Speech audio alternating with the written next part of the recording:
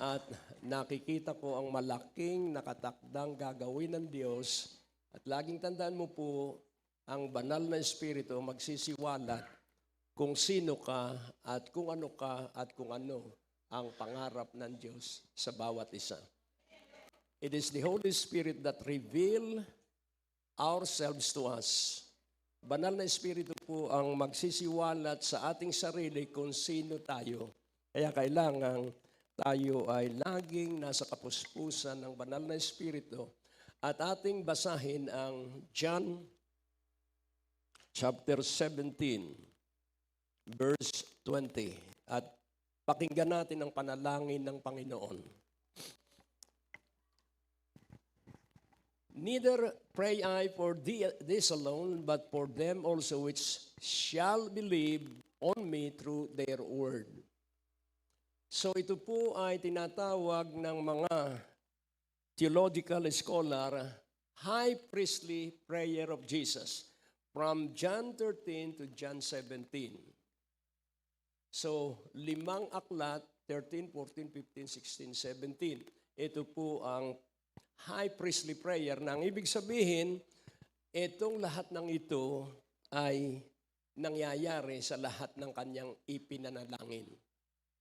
So, idinadalangin niya yung mga kasama niya at idinagdag niya ay yung maniniwala doon sa mga ipangangaral ang katotohanan.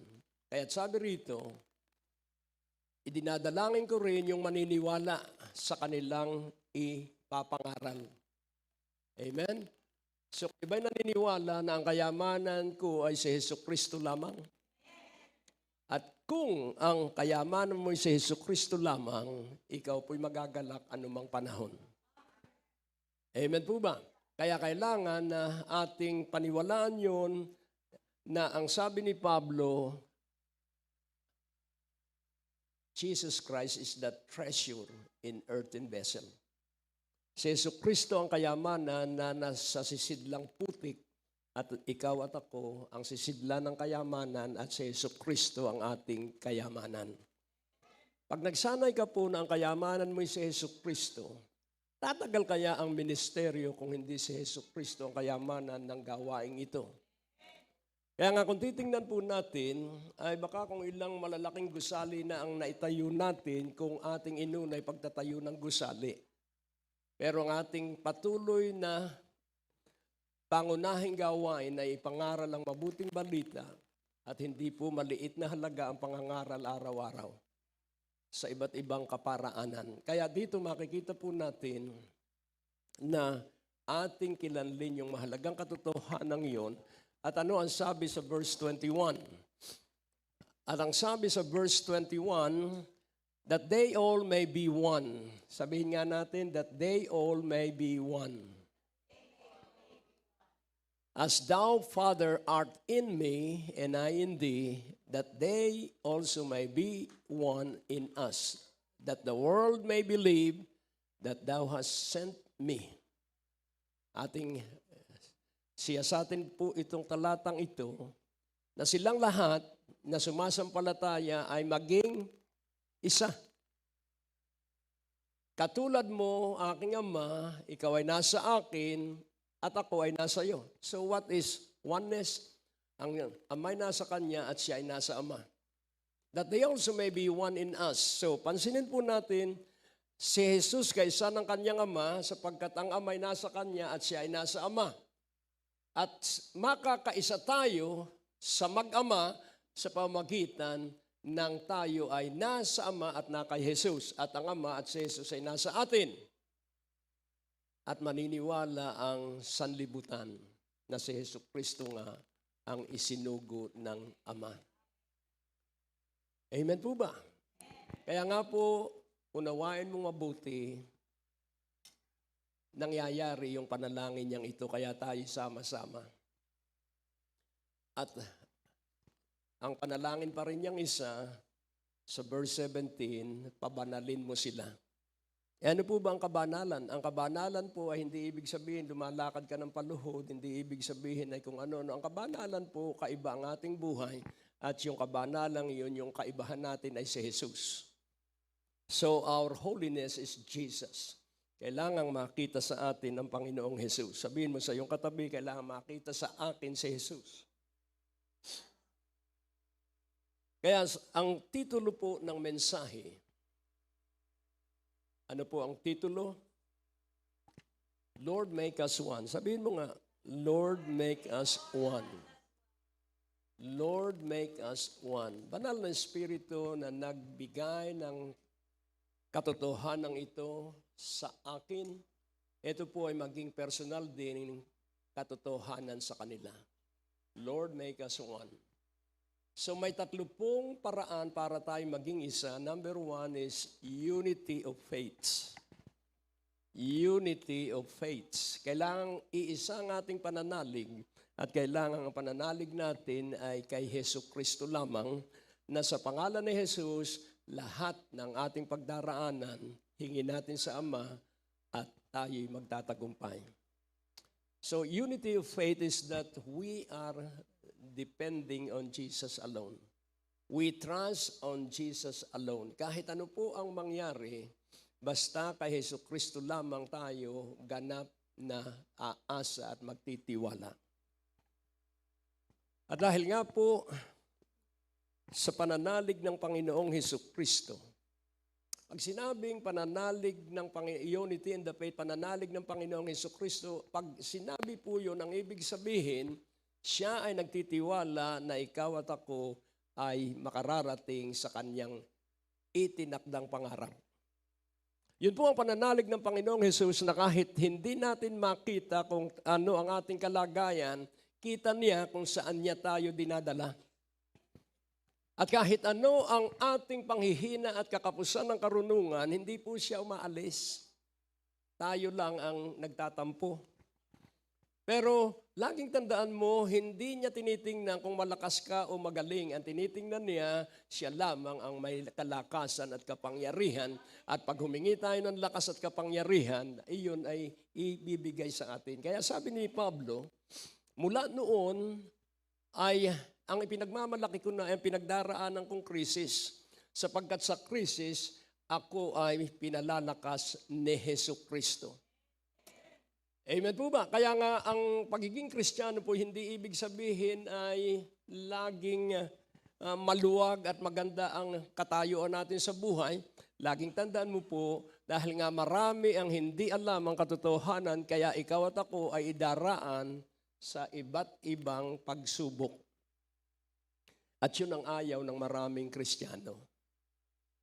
Kaya nga sabi ng Panginoon sa talinghaga ng maghahasik, may 4 na uri ng lupain. Tingnan mo po kung anong uri ng lupain ikaw. At yung lupain ang tinutukoy ay puso. At ang salita ng Diyos pag ipinangaral ay katulad ito ng binhi. At may nahasik. Dahil ang pagtatanim nun hindi katulad ngayon na itinatanim mong isa-isa. Yun ay ihahasik lang. At may nahulog sa batuhan. At mayroong nahulog sa tabing daan. At mayroong nahulog sa dawagan. Pero may nahulog sa mayabo at matabang lupa. So pansinin po natin anong uri ng puso meron ang bawat isa sa atin. So, lagpas na po tayo dun sa batuhan. Ilang Sunday na kayong dumadalo, yung mga bago? Nakailang Sunday na kayo na tuloy-tuloy sa pagdalo? Ibig sabihin, hindi kayo batuhan. Palakpakan natin ng Diyos dahil naka-4 na Sunday ka na. Ngunit, yung tabing daan, ay maligaya siya nung una. Wow, praise the Lord. Iprinay ako ni sister na katabi ko. Answered prayer ako. Hallelujah.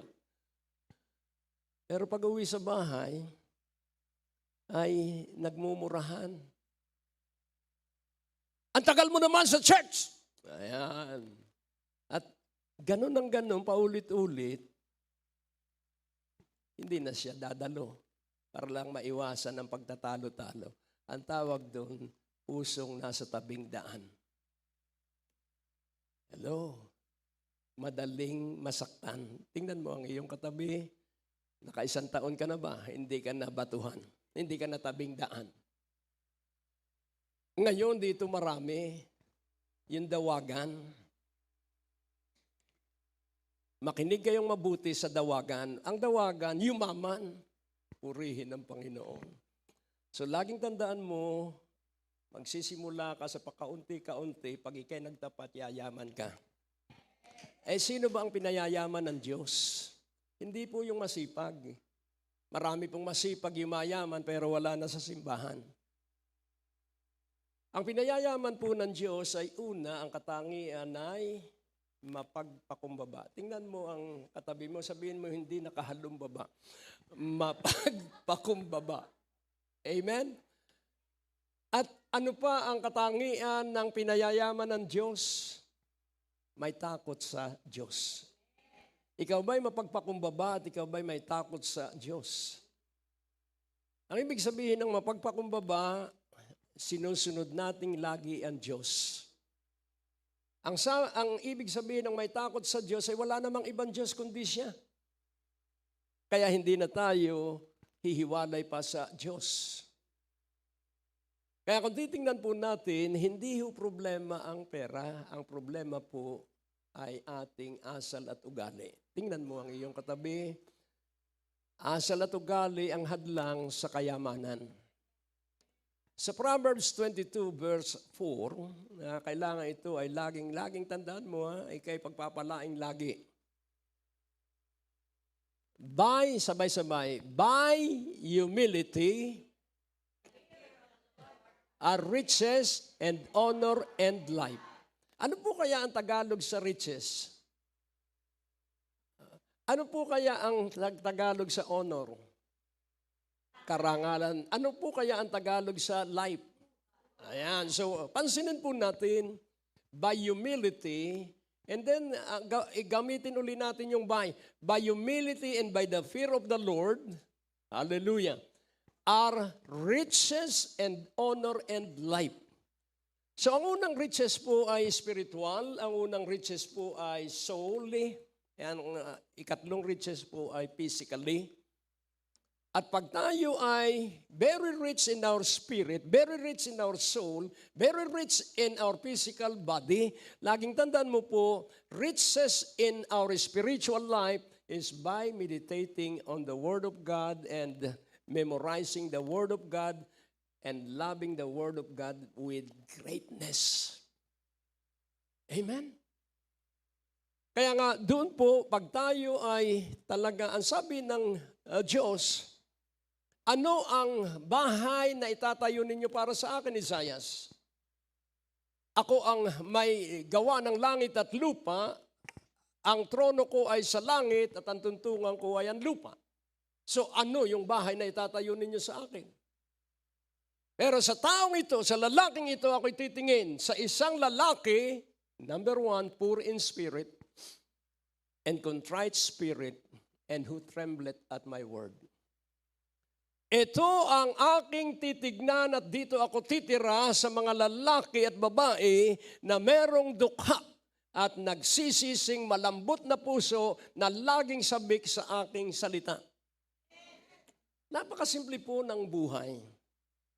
Magbasa ka lang ng magbasa ng Biblia at wag mong sabihin hindi ko maintindihan. Hindi mo yan maintindihan hanggat hindi mo dinaraanan yung binabasa mo.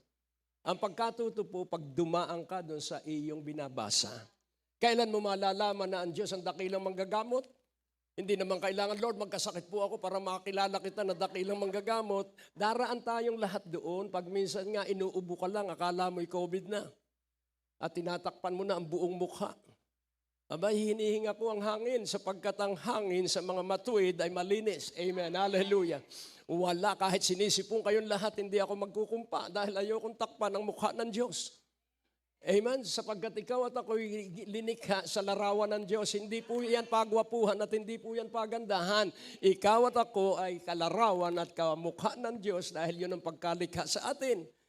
Amen po ba? Kaya nga nais kong ating maunawa ang mabuti. Ano ang sabi? By humility and the fear of the Lord are riches and honor and life.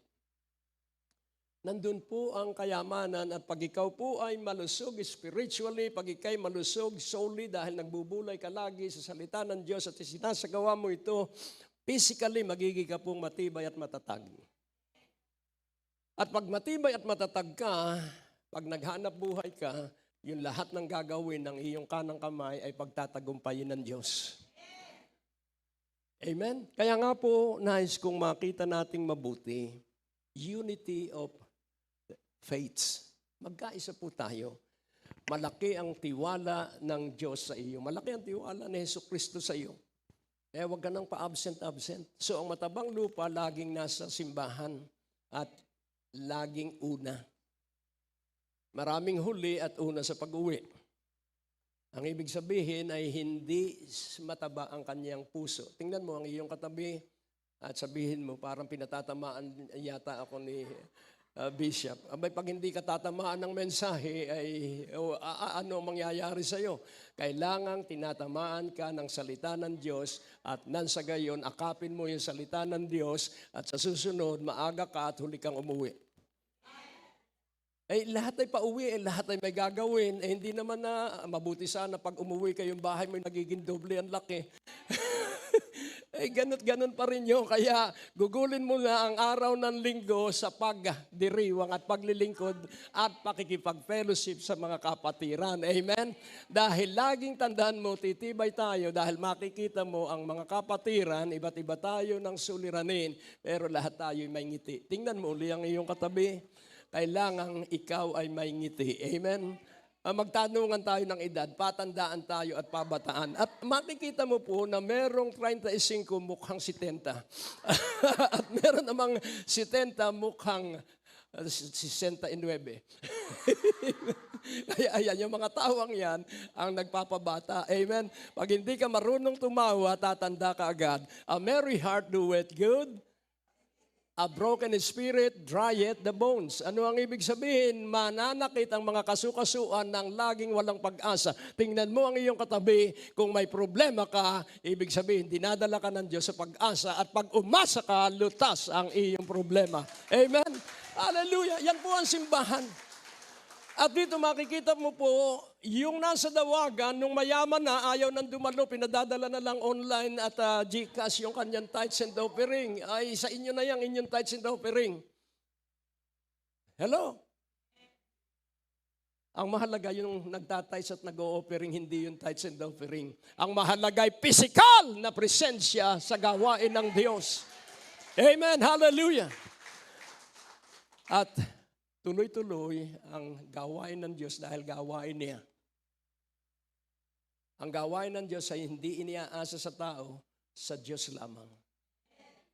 Dahil pag sa tao, yung tao ay lalaki ang ulo. Pero babala, huwag lalaki ang ulo mo. Palakihin mo ay ang iyong puso sa pakikipag-ibigan sa Panginoong Jesus. At dadami ang pagpapala mo at lalo kang magiging mapagpakumbaba. Lalo kang magiging maamo at hindi halata na mayaman ka na. Maraming mahirap pero mukhang mayaman. Amen. Kaya sabi nga nung isang Batanggenyo, bumili ng truck, Isuzu truck bago. At naka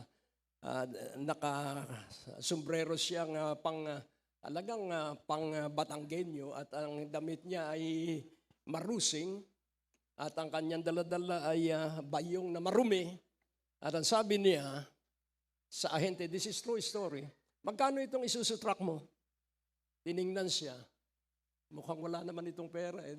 Binigay ay maliit na halaga, mura. O sige, gawin mo ang papeles at babayaran ko ngayon din. Kaya hindi pala nasa kasuotan yan. Tingnan mo ang iyong katabi, hindi nasa kasuotan yan. Walang maidadagdag na tagumpay ang kasuotan, bagamat kailangan nating mahusay ang kasuotan, pero pag ang puso mo ay tama, hindi ka hihiwalay sa Diyos. Amen po ba? At lagi kang nasa gawain. Sabihin mo sa iyong katabi, ang linggo ay sa Panginoon, kaya ialay natin ang buong buhay natin pag-araw ng linggo sa Panginoon. Amen? So, unity of faiths. And then, unity in the Spirit. Ano po ba ang unity in the Spirit? Hindi po ako makapagpapatuloy kung wala ang patnubay at mamalagi at pagsama sa akin ng banal na Espiritu. Dahil sa September 1 po, tayo ay nasa Sowi na ulit tayo sa Light TV. At tayo ay, at napakaganda po ng kontrata, 1 year straight contract. Kaya kung mayaman-yaman ka, bayaran mo ang unang buwan. Amen. Isang taon po yun, permado na po yun. Isang taon, walang atrasa na po yun. Amen. At laging tandaan mo, huwag kang atras sulong. Kailangan sulong ka ng sulong. Amen. Sabihin mo, hindi pwede ang atras sulong. Kailangan sulong ng sulong ng sulong. At pag ikay sulong ng sulong, maraming maiiwan sa likuran mo. At sila ay hahanga sapagkat ang sumusulong ay umuunlad. Ang sumusulong ay gumiginhawa. Sabihin mo, sulong lang. Bawal ang pag-atras. Amen. Sulong ng sulong at makikita mo sa pagsulong mo nandun yung mga nakatago mong yaman. Sapagkat ang yaman natin inihanda ng Diyos at ang tawag doon ay treasures of darkness and hidden riches of secret places na sinabi niya kay Cyrus. Kaya kung ikay sulong ng sulong doon sa iyong paglakad, nandun sa harapan mo yung iyong kailangang yaman. Ngayon sasabihin mo, saan po naroon sa Biblia yun? Sa Isaiah. Pero pansinin po natin, pag isinabuhay mo, saka yun mo matututunan.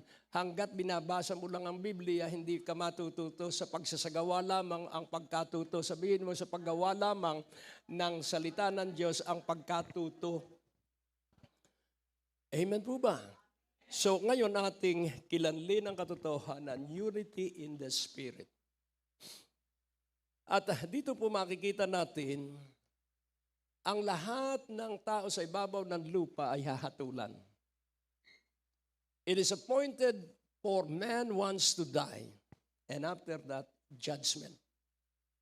Dalawa po ang judgment, Bema at white throne judgment. Yung white throne judgment po ay yun yung huling panahon at yun ay ang pagbabalik at ang tawag ng Biblia, the second coming of the Lord Jesus Christ. Yun pong Bema ay tinatawag ng Biblia, the soon coming of Christ. Pag Lord Jesus Christ, yun po ay white throne judgment. Pag Christ, yun po ay Bema judgment. At dun po ay ibibigay sa kaniyang mga naniniwala sa kanya ang mga gantimpala. At kailangan pong tayo ay nandun sa pagtitiwala kay Kristo. Sapagkat ang Kristo po ang ibig sabihin, naniniwala kang si Jesus ay anak ng Diyos. Isang daan, walang dating daan at walang daan sa hinaharap. Isang daan at ito ay si Jesu Kristo. Kaya pag na kay Jesu Kristo tayo ay nasa totoo at tama at tumpak na daan. So ngayon, ating unawaing mabuti. Si Jesu Kristo bago nagministeryo, ang unang lumakad sa ministeryo ay si Juan Bautista. At ang laman ng kanyang pangangaral, repent and be baptized. Repent for the kingdom of heaven is near. Nung makulong si Juan Bautista, ang pumalit ay ang Panginoong Hesukristo. At nag-alinlangan si Juan Bautista at nagpadala ng kanyang mga alagad, itanong mo nga sa Panginoon kung siya na nga ang Panginoon o maghihintay pa tayo ng iba. At ang sabi ng Panginoon, sabihin mo kay Juan Bautista kung ano ang nakita ninyong aking ginagawa. So, si Jesus nagpapamulat ng mga bulag. Si Jesus nagpapalakad ng mga lumpo. Si Jesus nagpapalayas ng mga demonyo. Si Jesus nagpapagaling ng mga may sakit. Bumalik ang mga alagad at ang sabi, ito po ang nakita namin kay Jesus. At ang sabi ni Juan Bautista, siya na nga ang Mesiyas. So dito maliwanag po na nung mabautismuhan ni Juan Bautista ang Panginoong Jesus, nakita niyang bumaba ang banal na Espiritu sa Panginoong Jesus. Kaya nga para tayo maging matabang lupa, kailangang puspos tayo ng banal na Espiritu araw at gabi. At ano ang katibayan ng puspos ng banal na Espiritu? Laging nagbabasa ng Biblia, laging nakikinig ng pangangaral ng salita ng Diyos, at laging iniibig mo ang iyong asawa kahit nakapos kayo sa pera. Ang kasobrahan ng pera ay darating pag nag-iibigan ng mag-asawa at hindi nagsisisihan. Tahimik. Hindi pwede ang mumurahin mo ang iyong asawa at sasabihin mo, kailan ka ba magsisikap? 2 taon na tayong kasal. 2 taon pa pala eh. So, laging tandaan mo, ang mag-asawa po ay nag-iibig at nagmamahalan. Nagpapalakasan ng loob. Amen? Hinaharap ang mga problema pero payapa. Sabihin mo payapa. Hindi nasisindak. Bakit? Dahil kasama natin ang banal na Espiritu. Ano sabi ni Juan Bautista, at nakita ko bumaba sa kanya ang banal na Espiritu pagkabautismo sa tubig. At mula noon, siya ay sinamahan na ng banal na Espiritu. At ang kanyang sabi sa kanyang mga alagad, huwag kayong magsisimula ng ministeryo hanggat hindi kayo napupuspos ng kapangyarihan ng banal na Espiritu mula sa langit. Kaya banal na Espiritu po, kaya ako'y nakapagpapatuloy, banal na Espiritu, kaya kami ay naka-iibig at nakapagpapatuloy sa paglilingkod. It's always by the Holy Spirit. At pag ika'y sinusumbatan ng iyong isipan, tapusin mo na po yun. Katulad noon, may isang intercessor tayo na nag-request at ang sabi niya, kami po ay nananalangin sa bundok. Pero pwede po bang ipanalangin mo dahil alam ko po na pag tayo nagsanib sa panalangin, higit na mas makapangyarihan ang pagdinig ng Panginoon. At ang sabi ko, siya matipunong intercessor natin, pero ang sabi ng kanyang apo, panganay na apo, brinake ng girlfriend at ang sabi ng panganay na apo, magsusuicide na siya. Matindi nga ano, kaya nanalangin agad kami at wala namang balita, pero alam ko dahil tinayuan namin na hindi pwedeng sirain ng dyablo ang mga anak ng Diyos. Amen po ba? Kaya nga po, kaya tayo nasa simbahan para ipaalam mo, ano ba ang kailangan mo? Kailangan mo'y pera? Ay itadalangin ko kayo. Amen? At magpapanalangin tayo. Amen? At makikita mo na ang pera ay hindi problema, ito'y solusyon sa problema. Amen?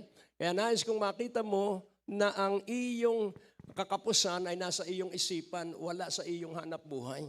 Dahil laging tandaan mo, laging sapat ang Diyos bawat araw. Amen? Hindi po ako makapagsasalita ng ganito kung maliit lamang ang aking kailangang pera araw-araw. At sa loob ng 43 years na ako ay naglilingkod sa Diyos, 1979 ako nagsimula, kailanman hindi nagkulang ang Diyos.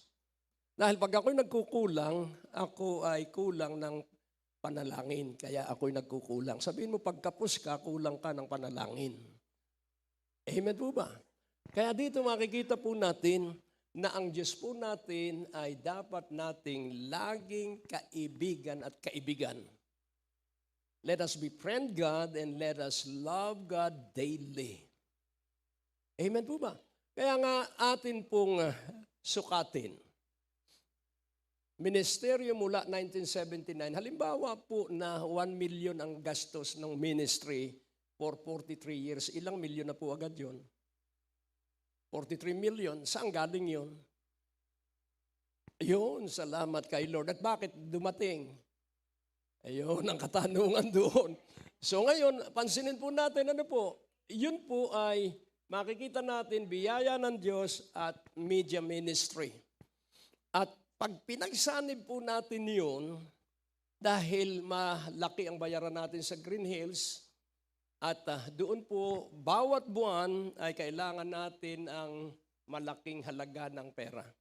Hindi ho pwede rin ang sakana po, sir. Hindi. Kailangan binabayaran yon sa kuryente pa lamang ay 35,000 na, 35,000 na. Ay kung wala ang kapuspusan ng banal na Espiritu, titigil na ako. Kung wala ang kapangyarihan ng banal na Espiritu, hindi ko na itutuloy ang radio broadcast na nasa 36 years na. Hello? Tapos television ministry na nasa 28 years na. Kaya kung titignan po natin, lagyan na lang natin ng halaga bilang panukat. Biyaya ng Diyos at ang media ministry. Lagyan na natin ng 5 million a year times 35 years. Magkano? Magkano? Sa 5 million a year, yun po ay maliit pa, ha? Hindi pa yun yung actual. Times 36 years na existence ng biyaya ng Diyos at ng broadcast. Magkano? Saan kaya galing yun? Kay Lord.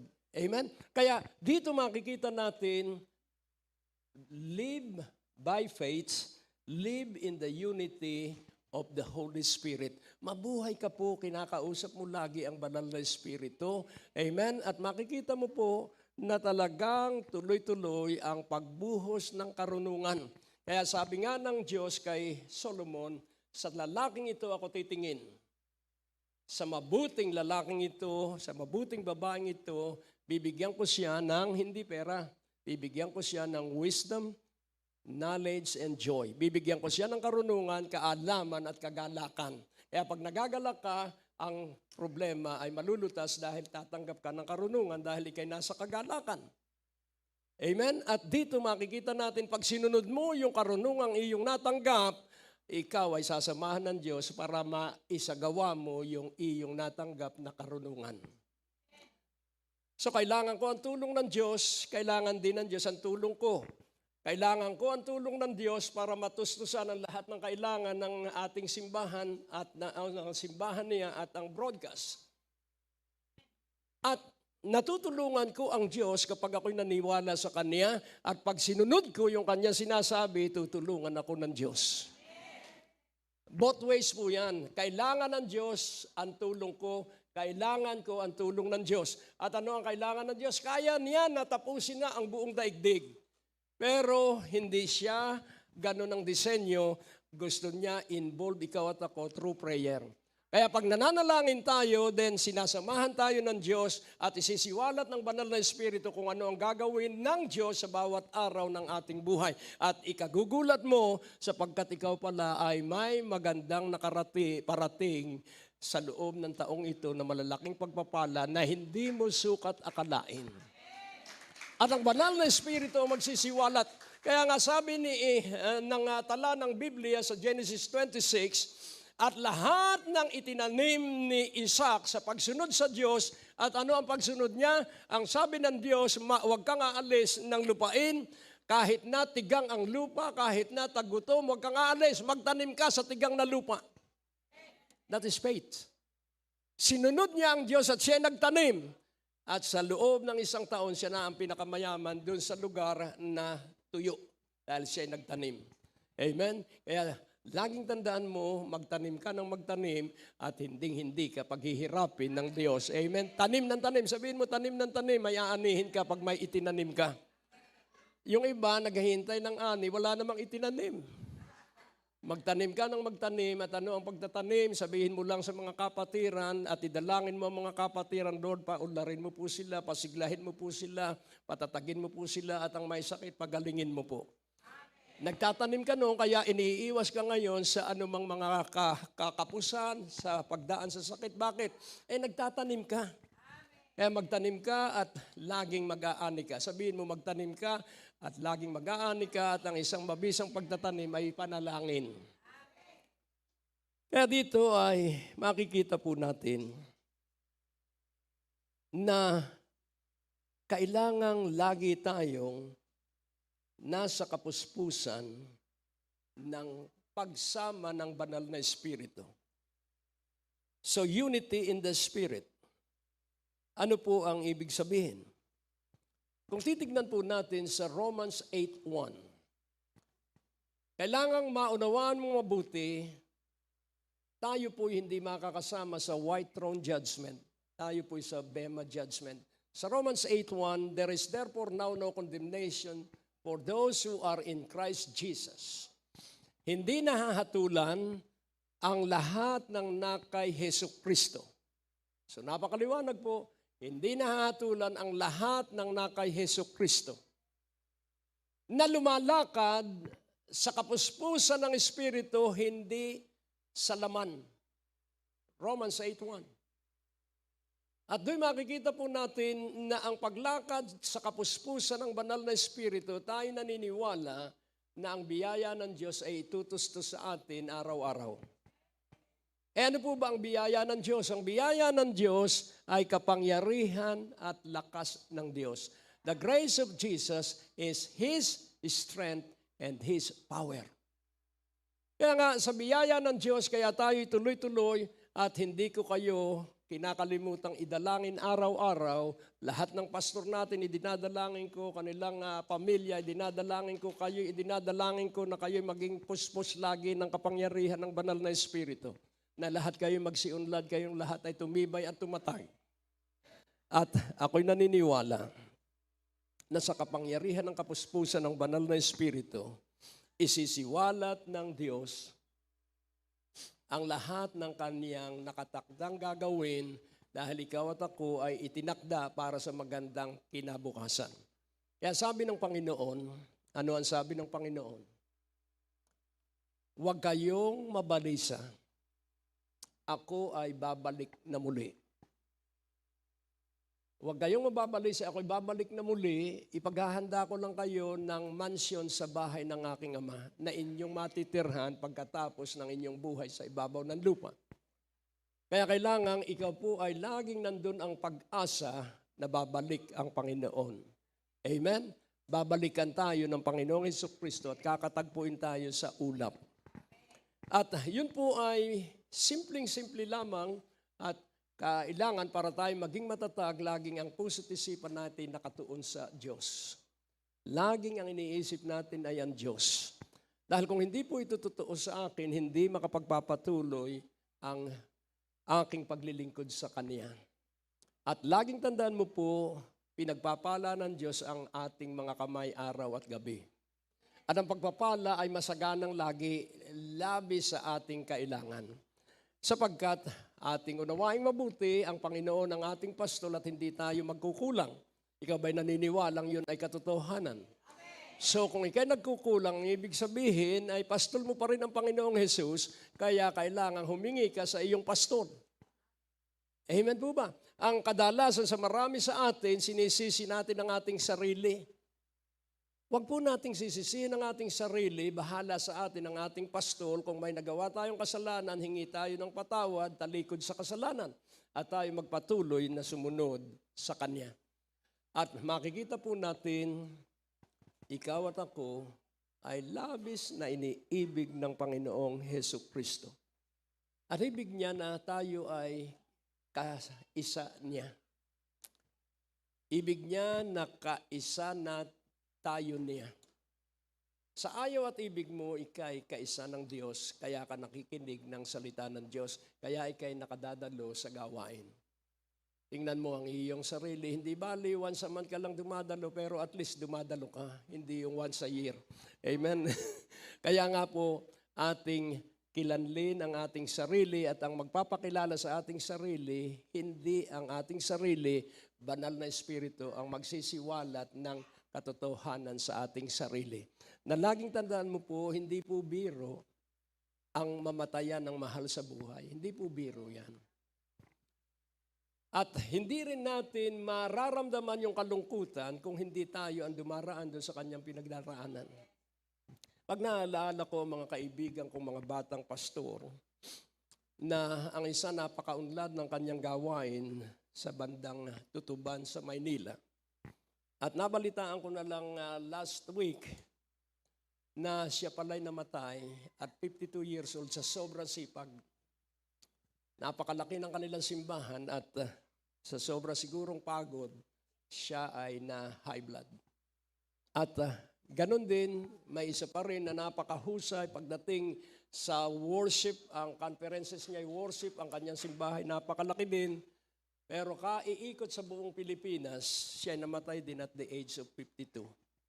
At makikita po natin, at nabasa ko ang isa sa Morris Cirulo Victorious Magazine, na may isa ring napakahusay na batang mangangaral, revivalist, at nakapag-re-revival siya for weeks, kung ilang linggo, tuloy-tuloy ang kanyang revival, pero at the age of 42, namatay siya ng brain cancer. So dito makikita po natin na hindi mahalaga kung paano namatay ang isang naglilingkod sa Diyos, ang mahalaga natapos niya ang kanyang paglilingkod. Kaya ang hamon ko sa bawat isa sa atin, magpakasipag tayo. Sabihin mo sa iyong katabi, magpakasipag tayo. At ito ang iiwan ko para tayo ay nagkakaisa at magkakaisa, kailangan lahat tayo masipag. At kung hindi ka manhahayo, ay pumunta ka sa prayer mountain at manalangin ka doon sa prayer cell natin doon. Amen? Huwag nating hayaan na yung prayer cell ay walang nananalangin. Kaya dito ay makikita natin, kailangan po ikaw ay may ginagawa sa kaharian ng Diyos. Hindi ka standby lang. Sabihin mo, hindi ka standby lang at hindi ka nakikipagkwentuhan lang. Kailangan ikaw ay may ginagawa at ang mabisang paggawa ay laging sa pananalangin una. Ihanda mo ang iyong sarili sapagkat ang tahanan ng matuwid ay laging pinagpapala ng Diyos. The house of the righteous is always blessed by God. Is your house a house of a righteous person? Ang bahay mo ba ay bahay ng matuwid na tao? At paano mo masisigurado na ang iyong bahay ay bahay na matuwid? Una, ang Diyos ay nagpapala, pero meron siyang gagamitin para pagdaanan ng mga pagpapala. Ngayon, unang-una, personal, ano po? Na sa iyong bahay, sino po dito ang sa kalye lang nakatira? Wala, ano? Sa bahay, may bahay kayo, ano? Purihin ng Panginoon.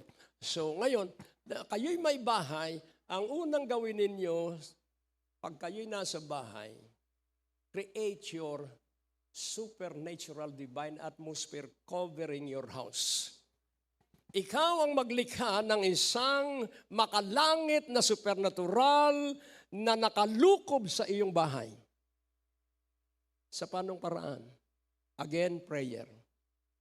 Pray, pray, pray, pray.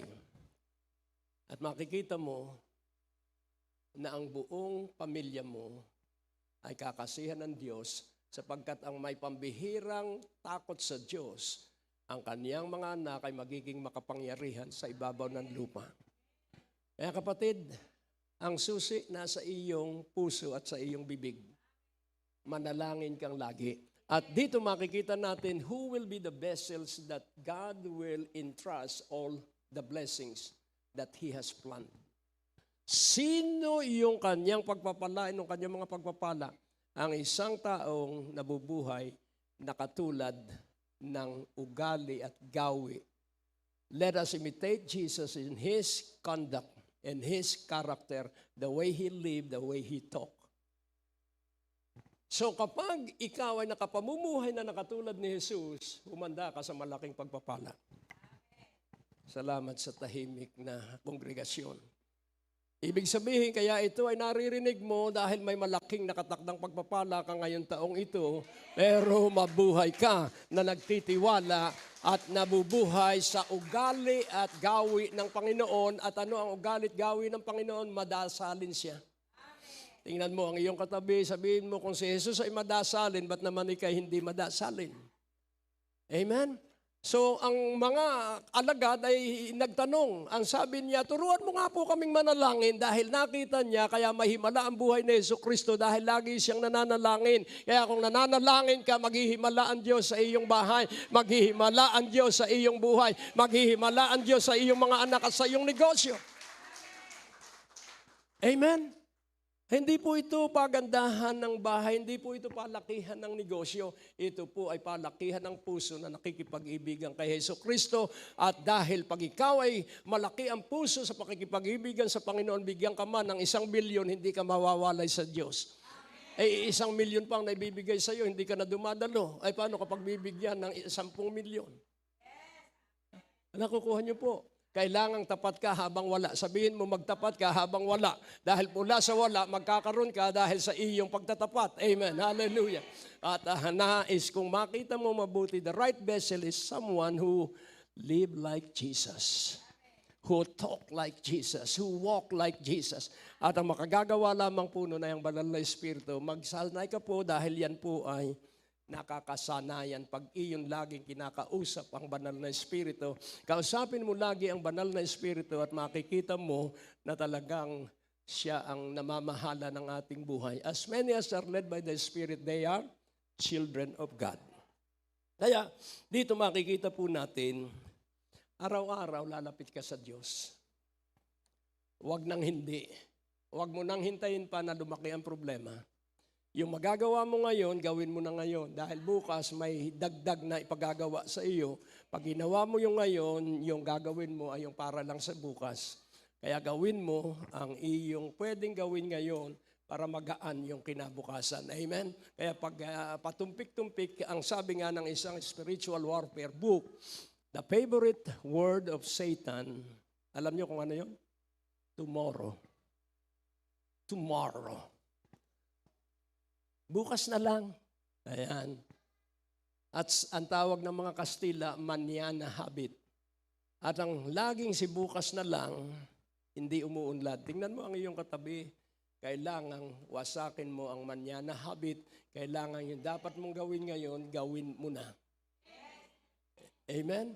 At makikita mo na ikaw ay magiging consistent ang iyong gawi at pag-uugali. At ipakikita sa iyo ng Diyos ang malalaking pagpapalang kanyang nakatakdat na kahandang gagawin sa iyo.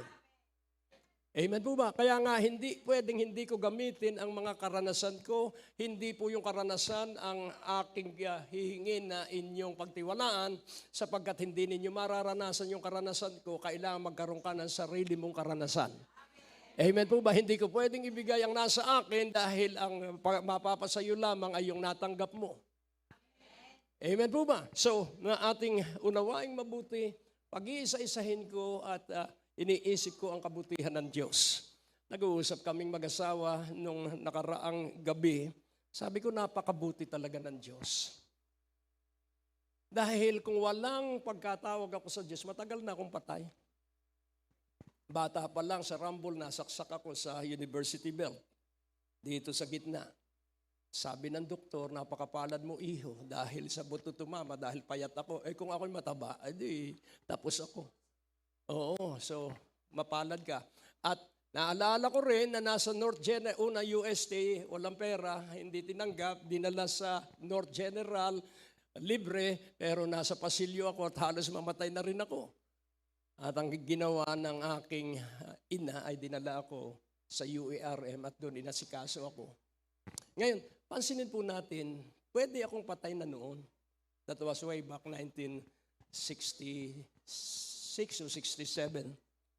Tapos, kaming magpinsan ay nagmimerienda lang doon sa kanto ng aming tinitirhan sa Quezon City. Biglang may dumating na dalawang mama, yung isa may dalawang malaking bato. Ito ba ang dalawang ito ang gumulpi sa iyo?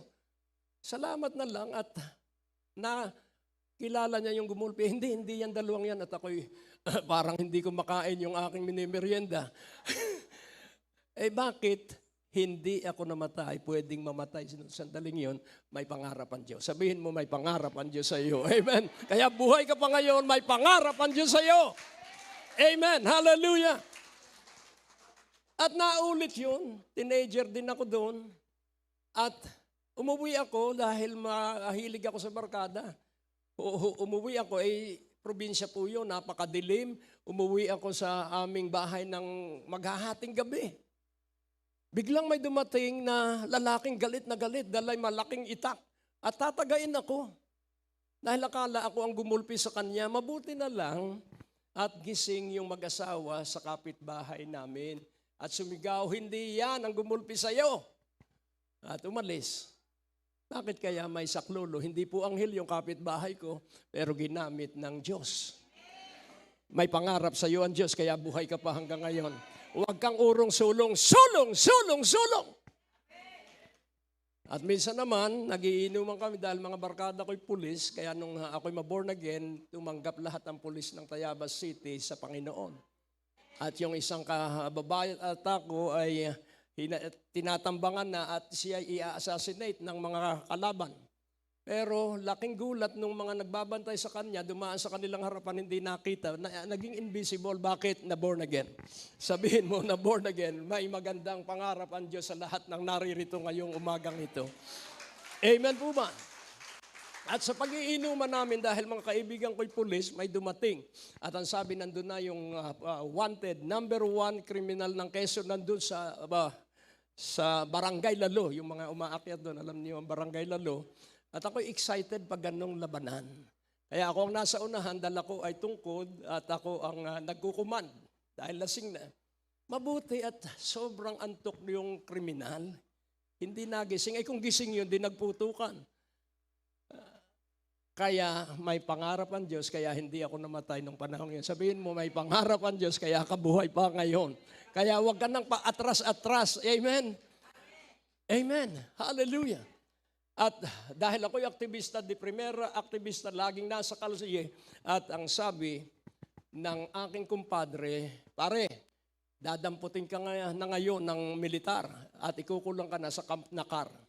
Pero pare, huwag kang aalis sa tabi ko dahil CIS yung kumpare ko, dahil inarbor kita.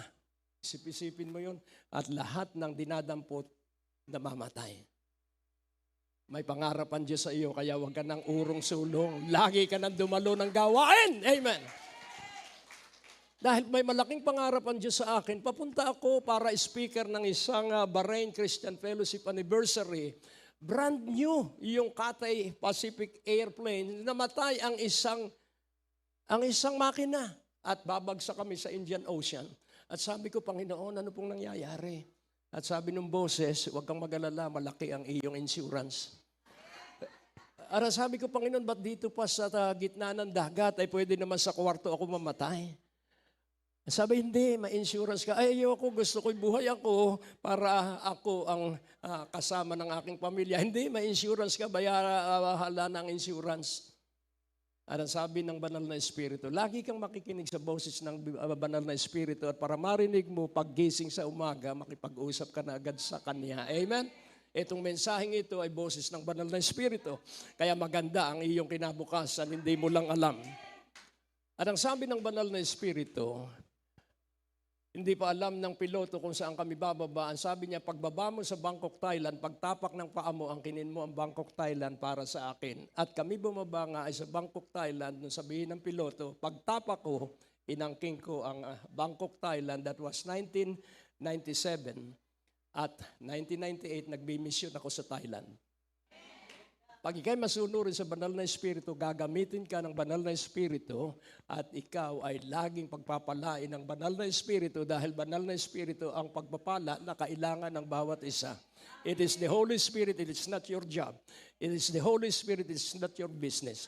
The blessing of the Lord, it make it rich and He added no sorrow with it. What is the blessing of the Lord? Ang sabi ng Panginoon sa mga tinuturuan niya, kung kayong amang masama, binibigay ninyo yung mabuti sa inyong anak, humingi kayo sa Ama sa langit at ibibigay sa inyo ang Banal na Espiritu. Pagkasama mo ang Banal na Espiritu, kahit saan ka pumaroon, ay hindi ka mamamatay hanggat hindi mo nagagawa yung pagkatawag sa iyo. May pangarap sa iyo ang Diyos, kaya ka narito ngayong sandaling ito. Sabihin mo, maganda ang pangarap ng Diyos sa iyo, maganda ang balak ng Diyos sa iyo, maganda ang layunin ng Diyos, kaya ikaw ay naririto ngayon. Amen po ba? Sino ba ang kanyang mga pinili? 12 na masasama ang ugali, pero tumapang ng mapuspos ng Banal na Espiritu. Kaya sabihin mo, may masama kang ugali, qualified ka sa paglilingkod sa Panginoon. Amen? Kaya nga, yung ating pinagdaanan, baliwala sa Diyos yun dahil alam niya na wala tayo sa Kanya noon. Ngayon, naroon na tayo sa Kanya, kaya yung masama nating ugali, kaya ako'y nakakapunta kung saan-saan dahil masama ang aking pinagdaanan. Kaya kahit sa masamang lugar ng Hanoi, naroon ako at nakaupo sa squatter area, nangangaral ng salita ng Diyos.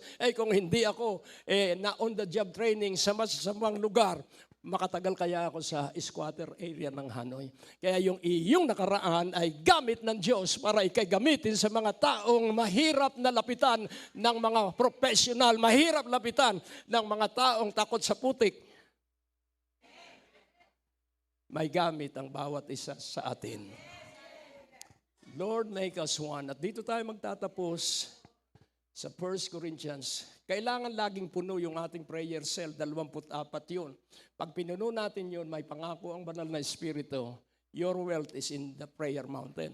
Kaya punuin natin yun. Ano po, kayo ay magtulong-tulong tayo, umakyat kayo at kayo manalangin doon sa 24 prayer cells. At dito, ito ang hamon sa atin.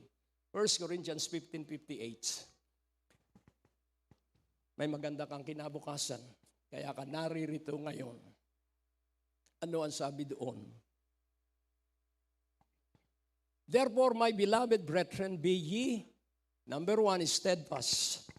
Number 2, unmovable, always, abounding in the work of the Lord.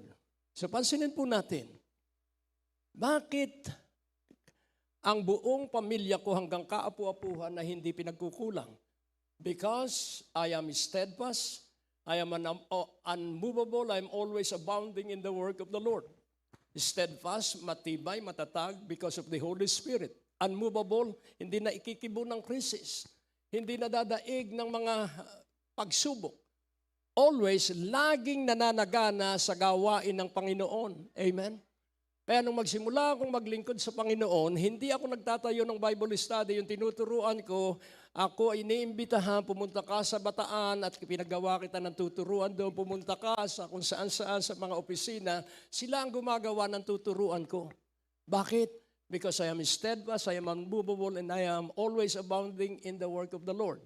Galing kaming mag-asawa noon sa Bagak, Bataan pagkatapos ng isang gawain at sakay kami ng Philippine Rabbit at pagdating doon sa kanto ng monumento, ang sabi ng banal na Espiritu, isara mo ang bintana. Ay napakainit po nung panahong yun at medyo takip silim na, isinara ko ang bintana. At nung pagsara ko ng bintana, may mga batang naglalaro na may balde ng putik na ibinuhos kung saan kami nakaupo. Eh kung hindi ko sinunod ang banal na Espiritu, di puro putik kami. E nais kong iyong unawaing mabuti, makipag-ibigan ka sa banal na Espiritu. One time, nasa Central Market kami, hating gabi na mag-asawa at kami ipauwi na galing sa gawain. At bigla kaming pumara ng jeep at ang sabi ng banal na Espiritu, huwag kang masasakay dyan, mga hold-upper ang nakasakay dyan. At ako'y umatras, galit na galit yung nasa jeep. Dahil dun sa jeep ay may dalawang nakaupo sa estribo. Ang sakay lang ay 4, yung driver isa sa unahan at 2. At tingnan ko, ito nga, mga estilo ito ng mga hold-upper. Bababalaan ka ng banal na Espiritu at hindi ka mapapahamak. Kaya, maglingkod ka. Magpakaalam ka sa gawain ng Panginoon. Hamon ko, hindi ko kayo pwedeng hamunin kung hindi ako maalam sa gawain ng Panginoon. Amen? Sabihin mo, aalam na ako mula ngayon. Kahit bukang bibig lang, sabihin mo, aalam na ako sa gawain ng Panginoon. Amen? Kailangan nagliligtas ka na ng kaluluwa dahil ang pagpapala natin sang-ayon sa mga naligtas na kaluluwa. Amen po ba? Kaya sa negosyo mo, kailangan naliligtas ang mga customer. Amen? At pag naliligtas ang mga customer, ay lalo kang uunlad. Dahil kakasihan ka ng Diyos. Ulitin kong muli, anong uri ka ng lupain? Sa batuhan, hindi. Sa tabing daan, hindi. Nasa dawagan ka pa rin ba ngayon? O nasa patabang lupa? So dito makikita natin ang matabang lupa kahit ano ang pagdaanan, nasa simbahan. Amen? Kahit ano ang mangyari, nakaluhod. Amen? Laging nagpupuri sa Diyos, laging nagpapasalamat sa Diyos dahil walang ibang Diyos kundi siya. Kaya sabi ng mga awit, ano ang sabi niya? I will praise you greatly because your greatness is unsearchable. Ika'y pupurihin ko ng pambihirang pagpupuri dahil hindi kayang siyasatin at unawain ang iyong kadakilaan. Pag naranasan mo ang kadakilaan ng Diyos, ikaw ay iaangat ng Diyos sa isang pag-aangat na hindi mo napangarap. Sino ba naman ako na ako ay isinama na libre sa second time sa Israel at yung nag-sponsor sa akin ay yung aking pinaglingkurang ministeryo ng South Korea. At doon ay ako'y libre at nasa 5-star hotel kami kahit sa Cairo at saan mang bahagi ng Israel, nasa 5-star kami. Bakit? Dahil ako'y naglilingkod at gumagawa sa gawain ng Panginoon. Kaya pag inyong nasakop ang binyan, dadalhin ka ng Diyos sa Calabarzon. Kaya sakupin natin ang binyan dahil dito kami nagsimula, kami 5 at patay na ang 3 at buhay pa. Patay na ang 2, buhay pa kaming 3 at buhay pa kayo. Kaya ating sakupin ang buong binyan at makikita mo ang tuloy-tuloy na biyaya at pagpapala ng Diyos, umpisahan mo sa panalangin. Sapagkat ang paglilingkod sa Diyos hindi nawawala ng bisa. At ang panghuli sa Hebrews 12:28. Kailangan naglilingkod ka sa Diyos para hindi ka maghirap at hindi ka kapusin. At ano po ang sabi ng Hebrews 12:28?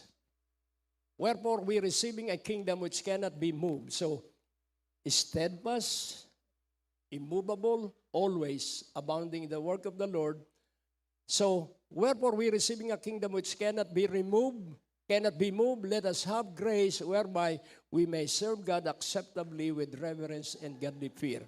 Kaya tayo nasa biyaya ng Diyos, dahil ang biyaya ng Diyos ang siyang magtutulak sa atin para tayo sulong ng sulong at masipag sa pagtatrabaho sa gawain ng Panginoon. Amen?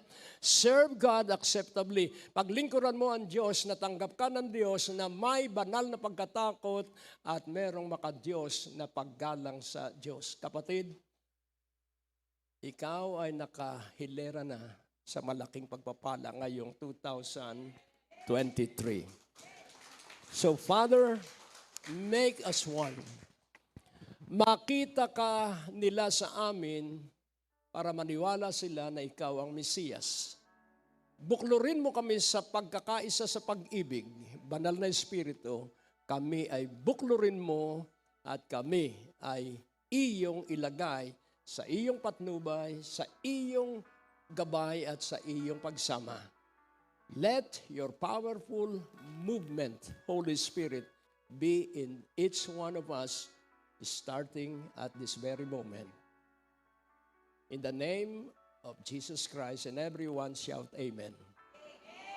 God bless you at tuloy-tuloy sabihin mo taon natin ng biyaya ng Diyos Christian Fellowship ang 2023. God bless and good afternoon.